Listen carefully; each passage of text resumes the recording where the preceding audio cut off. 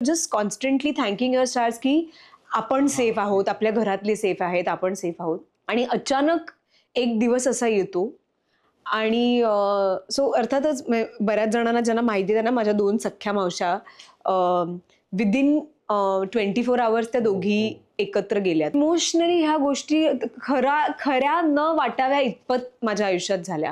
आणि काय की सगळेच सीनियर सिटिझन्स, बरं त्यांची एका मावशीची मुलगी अमेरिकेमध्ये, माझी बहीण दिल्लीमध्ये, आई-बाबांना कसं सांभाळायचं तिथे सगळं. तर मला ॲक्चुअली फोरफ्रंटला येऊन बऱ्याच गोष्टी करायला लागल्या, ज्या मी आयुष्यात कधी केल्या नव्हत्या.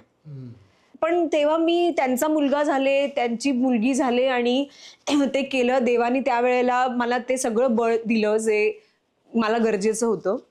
पण त्याच्यातनं बाहेर पडणं, मी तुला खरं सांगू का आशिष, त्याच्यानंतर हवा येऊ द्याचा इमिजिएटली त्या सगळ्या सिरियल्स मग दुसऱ्या स्टेटमध्ये त्यांचं शूटिंग शिफ्ट केलं. अगदीच आठवड्याभरामध्ये आम्हाला सांगितलं की जयपूरला जायचंय.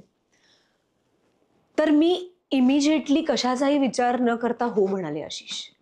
कारण ते शूटिंग जर सुरू झालं नसतं तर मला माहित नाही की मला बाहेर पडायला किती वेळ लागला असता.